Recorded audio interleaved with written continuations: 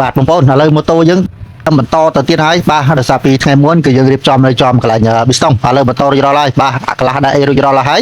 បើចាប់ផ្ដើមរៀបគុំចូលទៅវិញបាទហើយបងប្អូនមិនឆ្ងល់ទេតើម៉ូតូនេះក៏ធ្វើណាក៏ធ្វើរាប់ខែម្ចាស់ហើយសោះម៉ូតូសម័យមួយបាទបងប្អូនគ្នាបាទដោយសារម៉ូតូនេះគឺមានបញ្ហាច្រើនអញ្ចឹងយើងរុនធ្វើយូរហើយធ្វើយូរបានដូចច្រើនបាទធ្វើយូរបានដូចច្រើនបាទកាលណាធ្វើឆាប់រួចគឺបានដូចទីចឹងបងនិយាយលេងបងប្អូនបាទដោយសារម៉ូតូនេះគឺមានបញ្ហាគឺច្រើនមែនតើបាទពីមួយជុំមួយឥឡូវចាប់ផ្ដើមពីផ្សំចូលទៅហើយតើវាមានបញ្ហាអ្វីទៀតបាទជាមួយចាប់ផ្ដើមមើលម៉ូតូមកឆេះហើយគឺនឹងមានវគ្គបន្តទៅទៀតដែរបងប្អូនបាទដោយសារម៉ូតូនេះគឺដោយសារសាមុនគឺម៉ូតូនេះគឺក្តៅឆេះលលត់បាទក្តៅហើយដឹងតែលលត់ហើយបាទខ្ញុំមើលម៉ាស៊ីនរបស់ខ្ញុំប្រហែលជាអង្សាដូចជា100អង្សាជាងបាទ110 120អង្សានោះក្តៅតែមែនតើបាទបើយើងជិះផងគឺក្តៅភីមកចិត្តជើងតែហ្មងបាទឥឡូវចាប់ផ្ដើមរៀបគុំចូលទៅវិញហើយដាក់សំណុំទូរ៉ាបាទទៀតដាក់តួម៉ូតូបញ្ចូលទៅឥឡូវហើយបាទអត់មានរយូរទេបងប្អូនបាទបើមានគ្នាពីរនាក់ហ្នឹងជាងរុនធ្វើលឿនជាងរុនតែម្នាក់ឯងទៅធ្វើអាណាតន់បាទអត់មានដៃអាណាទៅបាញ់ពីបានបងប្អូនអរគ្នាបាទអញ្ចឹងម៉ូតូមួយគឺធ្វើនៅយូរហើយបាទបើសិនជាម្ចាស់ម៉ូតូលើមើលផងដឹងតែដេកហើយបាទដេកមើលជាងរុនធ្វើតែបណ្ដោយបាទកាលណាភ្ញាក់ឡើងជាងរុនយកបាយឲ្យហូបទៀតបាទភាសាជាងរុនគឺធ្វើសម្រិតសម្រាំងបាទគឺធ្វើមួយទេបងប្អូនបាទធ្វើយូរទេបាទ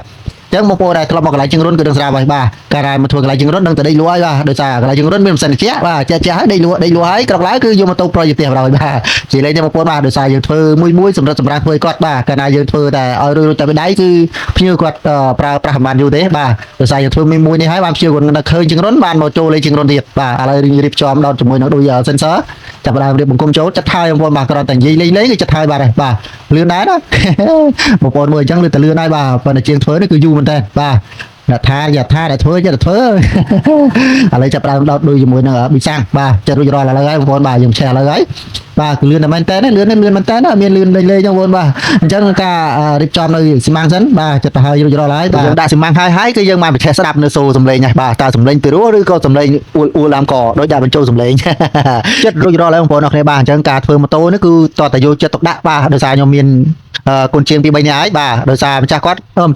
ម្ដាយគាត់យកមករៀនធ្វើបាទហើយខ្ញុំក៏សួរគាត់ថាតើបងឯងស្ម័គ្រចិត្តមកធ្វើខ្លួនឯងឬក៏ម្ដាយជំរុញយកមកឲ្យធ្វើបាទបើថាម្ដាយជំរុញឲ្យធ្វើគឺអត់បានមកទឹកតនេះបងប្អូនបាទគឺអត់បានមកទឹកតនេះគឺដាក់មេប្រុយហើយបាទកាលណាដាក់មេប្រុយគឺជាងរុនយកលុយហើយបាទគឺការចូលរៀនមិនដឹងតែយកលុយមុនហើយបាទអត់មានយកលុយក្រោយទេបាទដោយតែយើងធ្លាប់មានមេរៀនហើយឥឡូវយើងចាប់ផ្ដើមស្ដាប់សន្ធឹកលើម៉ូតូរបស់យើងបាទគឺសំឡេងដូចជាករងទីនឹងធំតិចបាទដោយសារកាក់បាទដោយសារកាក់របស់គាត់គឺរៀងសឹកហើយអញ្ចឹងករងទីរៀងធំបាទករងទីធំអត់ទៅស្ងាត់បានទេបាទយើងតបានសេរីអីណារួចរាល់ហើយបងប្អូនបាទដោយសារម៉ូតូនេះគឺបន្តឲ្យគាត់ជីបាទចូលឆ្នាំហើយខាងខ្សែពៀនហ្នឹងលឺស្អីស្អាតខ្លះទេបងប្អូនហើយរករ៉ាបាទនេះកន្លែងដៃខ្ញុំចោលនេះបាទហើយប្រេងក៏ជ្រាបចេញមកពេញតែហ្នឹងហើយបាទដោយសារខូចហ្វឺតយើងត្រូវការដូរហ្វឺតដូរសម្អាតកន្លែងប្លុកខាងហ្នឹងគឺឲ្យស្អាតបាទដើម្បីយកឲ្យម្ចាស់គាត់ប្រើទៅគឺមានទំនុកចិត្តលើជាងរុនហើយក្រោយមកលើជាងរុនទៀតបា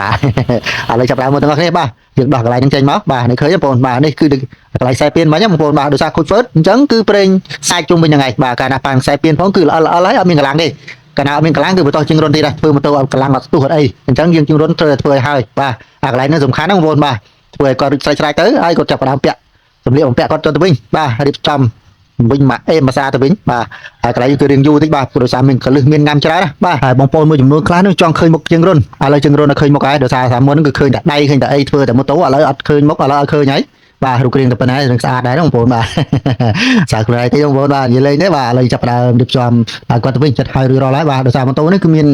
ភាពតច្រើនដោយសារម៉ូតូនេះខូចច្រើនមែនតើបងប្អូនបាទហើយនេះហើយយើងហៅមកវគ្គណាបងប្អូនបាទហើយមកវគ្គ